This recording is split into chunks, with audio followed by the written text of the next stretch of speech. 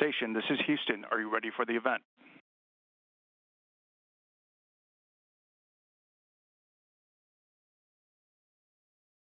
Houston, this is the International Space Station. We are ready. Maddie Glab, this is Mission Control Houston. Please call station for a voice check. What the hell? He's in space right now. He looks like he's floating. Station, this is Maddie Glab with the Buffalo Bills. How do you hear me? Holy. Hey, Maddie, this is Mike Fink aboard the International Space Station. Welcome aboard. Hey, Colonel Fink, we're so excited to do this. Way. No way.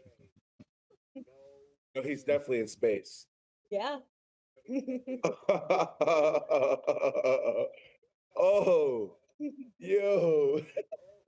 I think it's super cool. Oh, man. We're ready to go whenever you guys are. Wow. Yo, there's no windows. Where's the windows? Yeah, we're ready. Cool. Where's the windows? Yeah, we don't have windows in here, but I'll be happy to talk all about it. Who do we have today? I hear Maddie. Yep. Deion Dawkins. I'm Deion Dawkins, the starting left tackle, probably the best left tackle in the world at this point. In space. And I'm the only left tackle to ever make it to space, probably through a microphone. So I'm the best in the world, just like you. Well, welcome aboard and really nice to meet you. And I admire your work. Thank you. I love it. We'll get started with a quick introduction.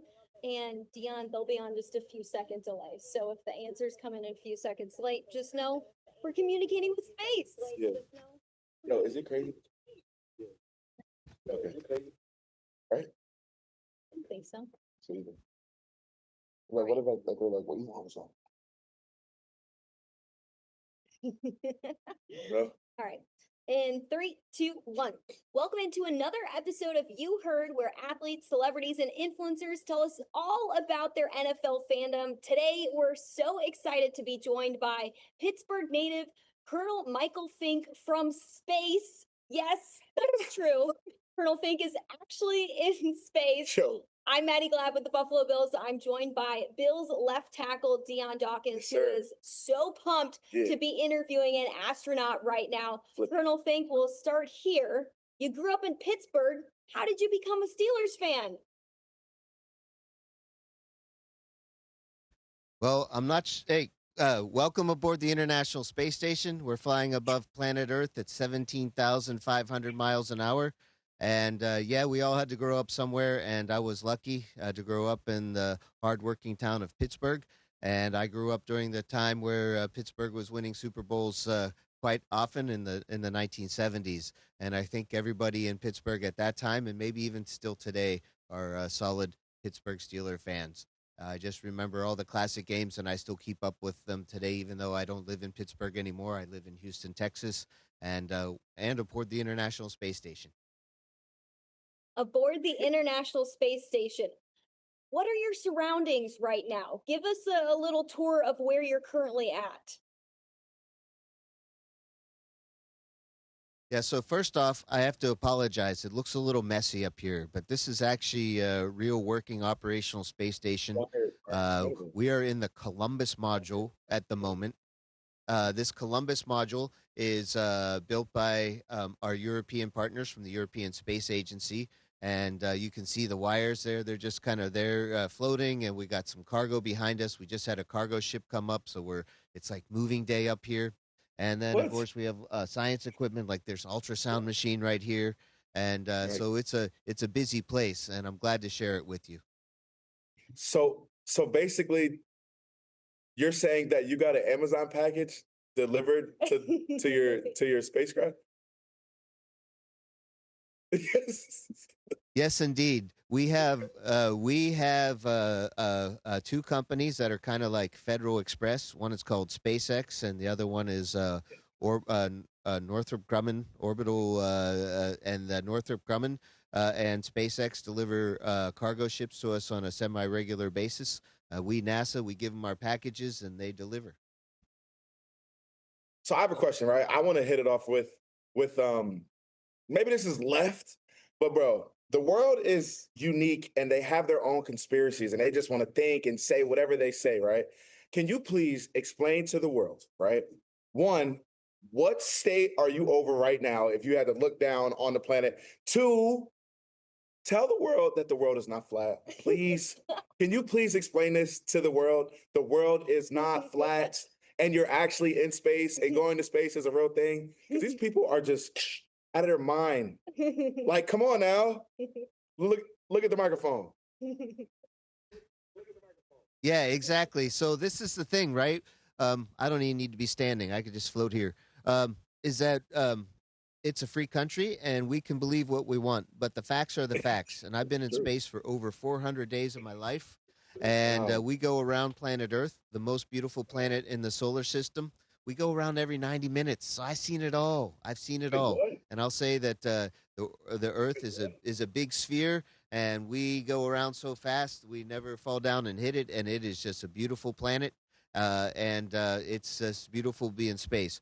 I just looked at the map. We are over in the Southern Ocean, kind of outside of Australia, and we're headed towards the West Coast. And by the time this interview concludes, we will actually be floating over the West Coast, over North America, and probably into Europe. We go around that fast. So the world is not flat. Look at the flip. Look at the flip. He has got that master. The world is totally not flat. It is Thank very you. round, and it's a Oh my sphere. gosh. And I can't wait. I can't wait to talk my stuff. I'm tweeting as soon as I'm done with this stuff. I have got the inside answers to the test, baby. Yes, Dion. Okay, now that we've settled this question, how does a Pittsburgh kid go from growing up in Pittsburgh to somebody with astronaut dreams to actually becoming an astronaut? Right. yeah, so it's the same formula or the same set of opportunities that a kid growing up in Buffalo has. Buffalo and Pittsburgh, they got their rivalries, they got their, but there's also a lot of similarities. Hardworking town, people that work for a living, and great education. So I was lucky in Pittsburgh to go to some good schools that prepared me. I wanted to be, since I was 3 years old, I wanted to be an astronaut. I learned how to read so I could read more about space. I went to an engineering school in Massachusetts. It was actually an institute of technology, if you know what I mean. And I learned all about rockets and airplanes. The Air Force helped pay for it. I have 8 brothers and sisters, so there was no way we were going to be able to afford something like that. But the Air Force gave me a nice scholarship, and it was great to be in space. Or, excuse me, it was great to go study. And then I worked in the Air Force. They gave me all kinds of opportunities, and I applied to NASA, and I got in. And that I was 29 years old, and I'm now double that age, and I've been an astronaut for half of my life. And I'm a very lucky person. I'm grateful every day, and I want more people, especially from New York and Buffalo, to come up here in space. We need some good Man, wings listen, up here. I would love to go. Can you take me to space? I want to go. I want to float around and do flips without. Look, if I could be in space and I'm about 340 pounds, if I could do a weightless flip, I would be the skinniest, biggest dude in the world. You know what I'm saying? I want to hit a flip. I want to look over the sea and say, yo, I'm in Europe and I'll be in the West Coast in about 20 seconds. It's crazy. Oh, there he goes. Flippy, flippy, Oh, it is flip. totally crazy, and it's so Wow. awesome up here. But I'll say that we are working hard at NASA so that more and more people can fly in space. We have Man. a commercial crew program that's helped develop these new rockets and new spacecraft like the Dragon from SpaceX. And now there are people who aren't NASA astronauts that are flying in space. And we got more and more people getting a chance to fly in space. There's other companies out there that are sending private astronauts. And if I've done my job well, in the next 10 years, we're going to have like 10,000 people have been in space, and maybe it could be you. I'm Man, I'm excited. telling you, I would love to catch a pass in space. Josh Allen. I want to catch a pass. He is my Josh Allen in space.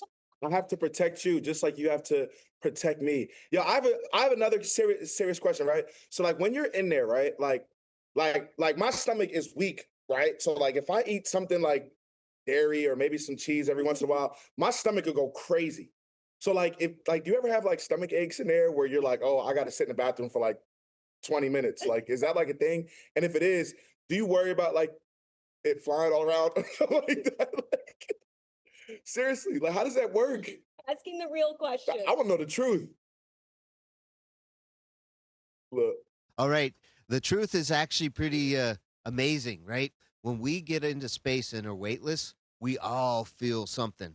We call it space adaptation syndrome, but basically it's a little bit of space sickness. And everybody's different. Some people are using the bag, then they use ooh, another bag. Some people just feel really bad for a little bit, but we all adapt. And it's really funny. After a day or two, we're flying around like Superman and we love it. right. And that's crazy. So I think that you hit it. So you travel around the whole planet in 90 minutes, correct? It takes you 90 minutes from wherever you say, all right, I want to get right back to the spot. It'll get me there in 90 minutes. That's exactly it. Except Wow. here's the kicker. In that Okay. 90 minutes, the Earth rotated a little bit. So we don't go over the same spot, because the Earth moved a little bit. So one orbit, we're over Buffalo. Next orbit, we'll be over Michigan. Next orbit, we'll be over like Utah at that same spot. But it happens. It's very regular, very predictable, and it's very mathematical, but it's amazing because that way we can see the whole planet. Wow, man. Colonel Fink, this is your fourth expedition to space, I believe. What's the most unique part about being in space that your average person would have no idea about?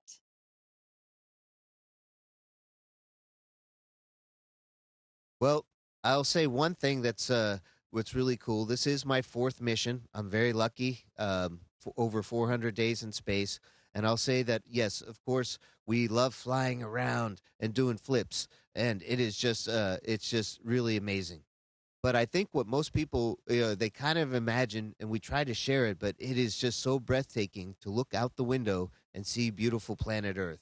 And there's just no words. I know a couple languages. There's just no words that can describe it in any language. In fact, the first time I saw Earth from space, and I'm a kind of serious, steely eyed, test kind of guy with the Air Force and all airplane stuff. And I couldn't breathe for 30 seconds because I was breathless. I mean, literally, it took my breath away. That's exactly what that meant. And it was just so wonderful. And so we really hope that more people can see our beautiful planet from space. Maybe we'll stop fighting down below, except for, good rivalries in football, like that game coming up between the Steelers and the Bills. Yeah. And but we shouldn't be fighting down on the earth when we could be up here in space exploring the universe. I agree. Hey, Colonel, but you can show us what, like, y'all, like, cut us a window right in the back by the wires. Cut us a window right in the back. So the next time we're on a call, we can look out the window, like almost like looking at trophies on a mantle in somebody's house, like Michael Jordan. We want to look in the back and like see, oh my gosh, that is Africa right there. Kind of looks just like Africa. Deanne's gonna start doing weekly Right. FaceTimes. Weekly The space FaceTimes with station. Colonel. Hey, and Colonel too. Because I'm very excited. Like, obviously, this is freaking insane. Can you talk about how good Starlink is? Is Starlink just as good up there as it is like down here? Well, Starlink is a system with their satellites that I think are a little bit above us. So Wow. we actually don't use Starlink up here aboard the space station yet. Okay. Some of the newer spacecraft that SpaceX is building use Starlink. We actually use a tracking data relay satellite that's way up. It's 22,000 miles up. We're like only like 300 miles up or 250 miles up. They're 22,000 miles up. In fact, that's how you're hearing me now. Is that we're sending some digital data up to the satellite, then it sends it back down to Earth at White Sands, New Mexico, and then across fiber optics straight to your ears. So yeah, so I'm sure Starlink is great down on planet Earth, but up here we have TDRS. Mm. All right. I have a fear question. Okay. I have a fear question. So, like, if you're up there and you know how it takes you 90 days to go around, are you going around at the same, let's say, distance from Earth to the ship? Or do some days you wake up and you're like, holy smokes, we floated a little bit too far away from planet Earth. We need to get back closer. Is that like a thing? Because I'll be nervous. Oh, it definitely can be a thing. Be- because but we don't have our engines running all the time. We have these big rocket thrusters at the ends of the space station, and they can make us go faster and slower. So if we go faster, we can go higher. And if we Yeah. and then if we turn ourselves around and decide to go slower, we get lower to the planet. So usually we stay in a big circle. But if we decide to now and then to go a little bit farther away because we're getting a little too close to Earth in the atmosphere, that we do a reboost, and these reboosts get us a little bit higher, but we still try to stay pretty much in a circle. But yeah, we can't go as far as the moon. We don't have enough gas to do that, and we are a really, really huge space station. We got 7 people living up here. It's bigger than like 2 or 3 jumbo jets. It's amazing. Wow, that is insane. Also, another off the wall question from Snow. What do you do for entertainment? What are you doing up there besides working? And Me, go ahead. how do you watch NFL games from up there? Exactly. I was going to ask, how do you watch movies?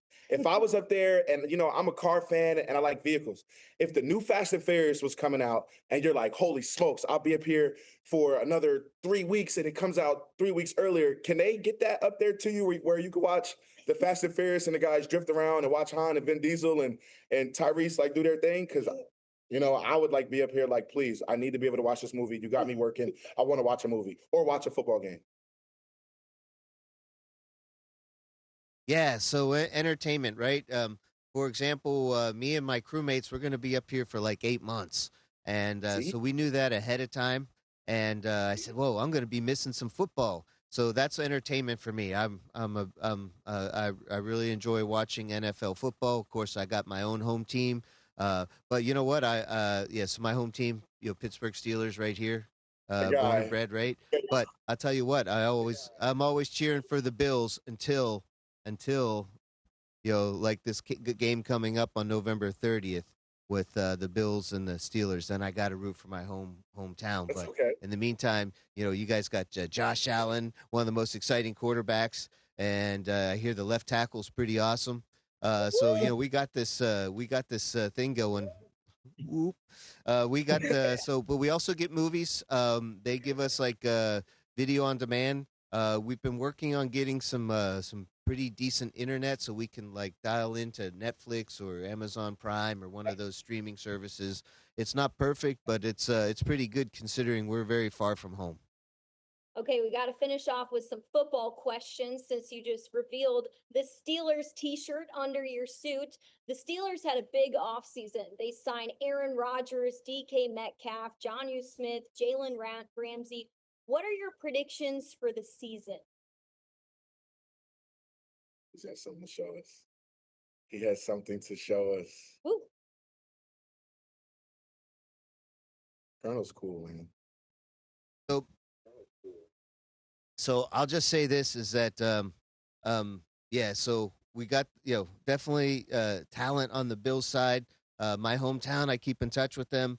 With the Aaron Rodgers and DJ Metcalf, and Watt, TJ man, and all these guys. It's like a new chapter for the Steelers this season, and it's we got some experienced guys, and then we have some new guys, and it's really neat because the Steelers, and I'm sure the Bills are the same way. You try to put together a crew, a team like we do here in space, right?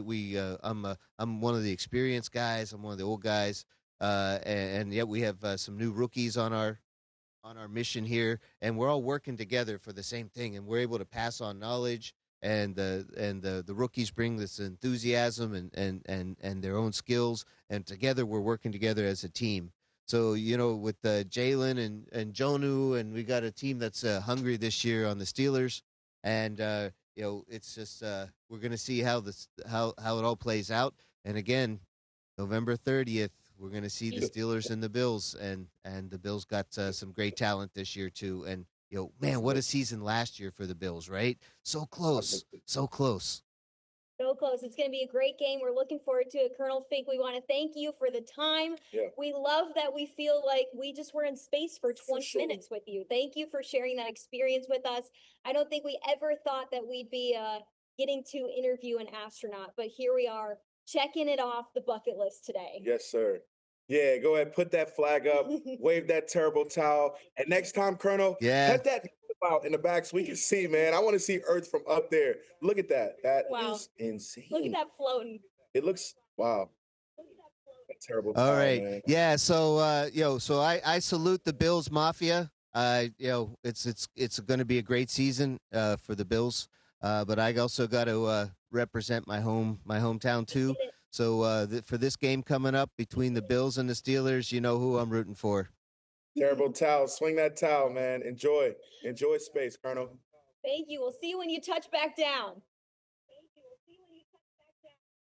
I love coming up to Buffalo a lot. I think I have my picture on the walls at Duff's. Maybe you've heard of it. And we're hot as hot, right? So I'm looking forward to coming back up and visiting, see some friends and family, and it's a great town, and it's going to be a great season. Station, this is Houston ACR. That concludes the event. Thank you to all participants. Station, we're now resuming operational audio communications.